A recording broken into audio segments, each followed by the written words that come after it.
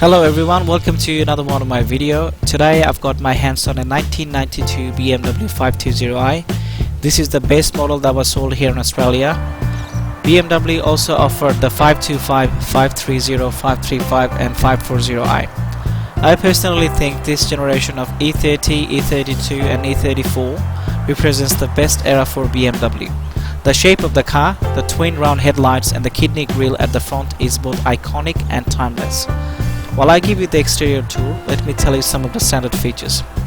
This car comes with 15-inch alloy wheel with ABS disc brakes, central locking, wood grain inserts in the central console area and door trim, 4-speaker stereo, dual zone air conditioning, power windows and power mirrors. On the higher specs models, you have extras like leather seats, sunroof, cruise control, remote keyless entry, trip computer and onboard diagnostic computer, traction control, premium sound system with CD stacker. Let us have a quick look at the seats and the boot of the car.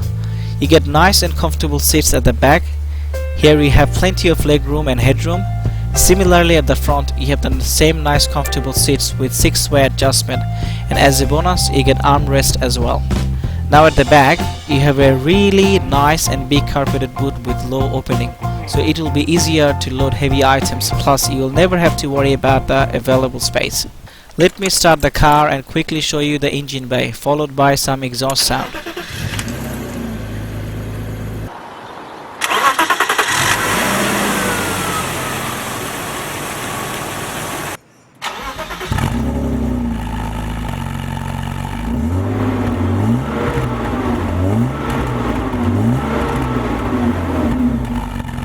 We are inside now. Let me quickly give you the tour of the interior. On the left hand side you got the left hand side air vents. This is a car with 6-speaker stereo, so you got one of the speakers there, one speakers there, one speakers in the back area as well. Then we have the glove box. You got the vents here, another center vent here with the fresh air controller. Then we have the clock here which shows the outside temperature as well. On higher specs model it is replaced by a trip computer. Then we have the factory cassette player. Underneath we got all the air conditioning controller with passenger side temperature control. This is the 5-speed manual transmission. You also have the option of 5-speed automatic with sports mode. We have the hazard light and all the power window controllers here. Then we have a little bit of storage here, a little bit of storage there, and handbrake and the armrest. And this one is your indicator switch, also works as a high beam controller. Then on the right we have the intermittent wiper controller, the fog light for the rear and the front side. Then we have the instrumentation cluster intensity with that switch there. Then with the headlight switch there on right hand side. Now on the right hand side you got the right hand side vent and the power mirror controllers there. And you have the courtesy lamps here. You got a typical BMW instrumentation cluster. On the bottom side you have few warning lights on both sides. In this middle section for an automatic transmission you have the gear indicator and the economic and the sports modes indicator as well. Currently, because it's a manual transmission, this has been blanked out. Then on the left hand side you've got the fuel gauge, the speedo, the RPM, the instantaneous fuel consumption, the coolant temperature. Here obviously you've got the odometer and the trip meter, and it gives you the oil service interval or reminder. It'll go away once you start the car. Next we're gonna drive the car and tell you more about it. I have had this car before but always wanted to have one with manual transmission. Among all the cars that I have driven, this one is my favorite. This is a 23-year-old car and the interior is still in one place, including the factory cassette player. As I am driving in this road there is no rattles or squeaks. The wood frames are missing on few sections, and I would mostly blame South Australian summer for this. And you have the typical problem with the odometer where the number starts fading out as the interior becomes warmer. Other than that, everything works.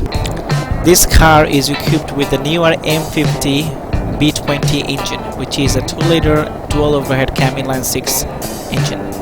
It makes 110 kilowatts of power at 5,900 RPM and 190 Nm of torque at 4,700 RPM.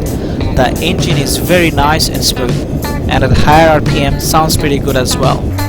It is a very heavy car. In the end, you get 75 watt per kilogram. So at takeoff it can feel a little sluggish, but once you get to the cruising speed, it is a fantastic car to be in. The ride is very smooth and the interior is one of the quietest that I have ever been. And as a bonus, as you've seen, it does not mind the corner either. The fuel consumption figures are simply amazing. You get 10.5 and 6.8 liter per 100 km in the city and highway respectively. That leaves you with a combined fuel economy of less than 9 liter per 100 km. According to many, these E34 BMWs were one of the most reliable BMW ever made. In fact, in 1991 it was named as the most reliable luxury cars on the market by IntelliChoice. If you manage to find one that has been serviced regularly, then rest assured it will keep on running for another 10 to 15 years with no trouble. Normally in this section of the video I mention about few alternative cars that you can look into if you are considering buying this vehicle. Since I like this car so much, I'm not going to do that in this video. Rather, I would like to say that anyone who is passionate about cars should at least drive one of these just to appreciate how good these E34 5 Series are. Feel free to share, like and comment on this video. Finally, I would like to thank you for taking the time to watch my video. I'll catch you next time. Bye now.